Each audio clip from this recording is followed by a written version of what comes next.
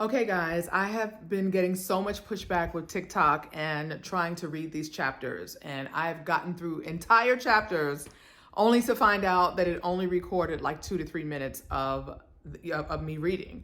So I'm now recording on my phone and then I will upload because TikTok is about to drive me nuts. I'm sharing some very vulnerable information that I'm sure is going to ruffle some feathers, and TikTok is like, nope, we don't want you to do that here. We don't want you to talk about sex abuse. We don't want you to talk about being a survivor. We don't want you to talk about trafficking. We don't want you to talk about drugs.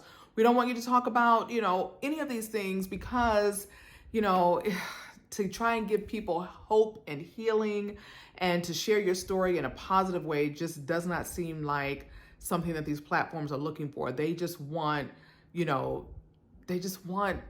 feel like they just want to give you like bad stuff, just negative stuff that just fuels it and not like helpful, hopeful information. You know what I'm saying? I feel like I'm just kind of rambling here, but hopefully you get what it is that I'm saying, right? Like you think about it, you put things on social media that you think are good and it gets taken down or it gets blocked. And then you see all this trash everywhere else and you're like, what the fuck is going on? Okay, so I'm going to have to play a few little games with TikTok to get my story told to those who maybe can't afford to go out and purchase my book, or that they may just want to, have me read to them or be able to connect with me because they can, they've gone through what I've gone through, or they are actually connecting with me in some level because they have experienced some level of what I've gone through. So again, without further ado, chapter 3, Mommie Dearest. I also want to say,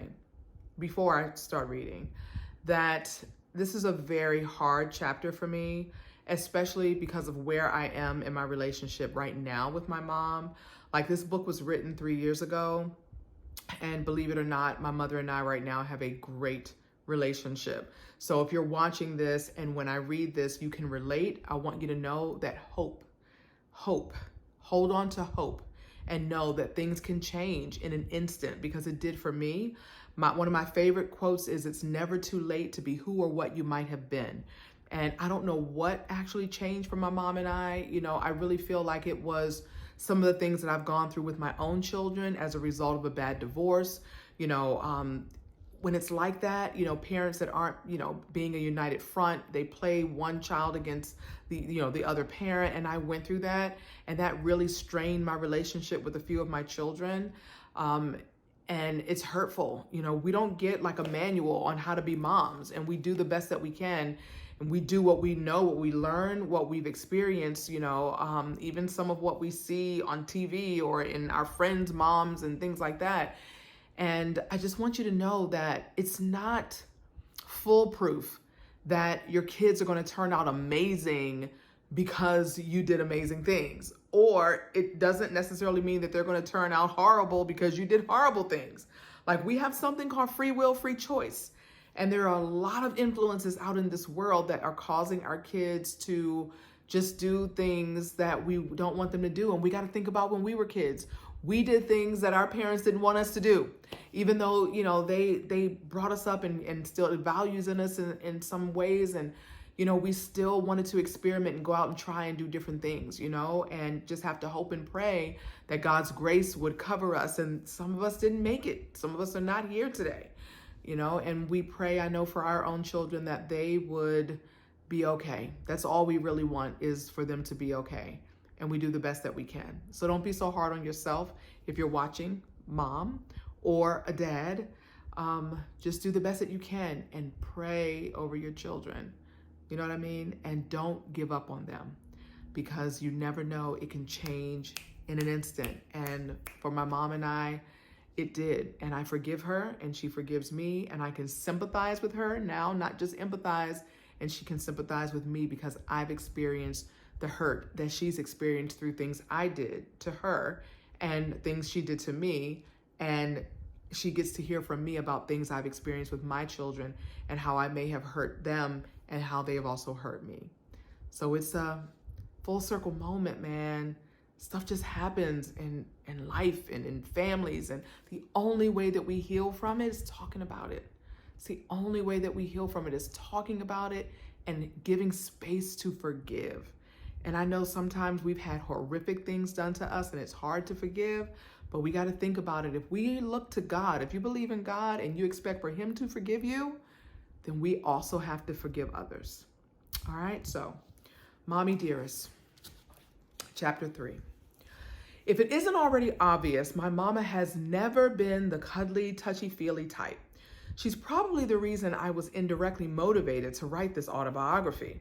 I mean, show me somebody who had a great relationship with their mother and was inspired to put together their life story. I'll wait. My mother was and still is beautiful, fair-skinned, fine hair. She had what Black people call good hair. My sisters and I, we've often been mistaken for even being her sisters instead of her daughters. And you know what they say? Black don't crack. But when I think about it, like, who are they anyway? So while I was growing up, Joan Herndon, formerly Lawson, formerly Bowman, formerly Russell, formerly Johnson, now just plain formerly, hopefully you caught that, she was married a few times, was withholding and never much fun. I mean, I was no picnic either. I was rebellious. I was pissed off a lot. But she was just not what you would call a nurturing mother. She was the product of a mother who wasn't very nurturing herself. See how that works? Her mother catered to her boys, and not the girls. And my mother often, repeatedly tells the story of how she had to walk around with cardboard in the holes of her shoes to keep her feet dry. All because her mother opted to give money to her older brother for a brim instead of new shoes for her. As a result, my mother was all about making sure that my sisters and I had things and didn't grow up like she had. This is all you need to know about my grandmother. So check it out. My grandmother once left her baby, her son, my Uncle Reggie, on the doorstep of the home of my grandfather's niece named Nanny. She put her infant boy down, knocked on the door, and walked away, understanding that she lacked the means to care for a second child at the time. I could probably write another book about the life of my grandmother. It's very dark and complicated and also not discussed. It's another one of those family secrets or mysteries that keeps us all in the prisons of our own minds, especially the women in our family. Anyway, Nanny discovered this baby, ran out to the street, saw my grandmother walking away, and called after her, "Wait a minute, come back." And she came back. They had a talk, and after hearing her story, Nanny assured her, "We can work this out." So she actually invited my grandmother and her two kids, my Uncle Reggie, whom she left on the doorstep, and then my Aunt Geraldine, to live with them. Upon my grandfather, though, visiting his sister and niece one day, he met my grandmother and found out what was going on. They ended up dating, falling in love, and getting married. They were, believe it or not, 19 years apart. It's pretty heartwarming, except for the whole part of her abandoning her child part.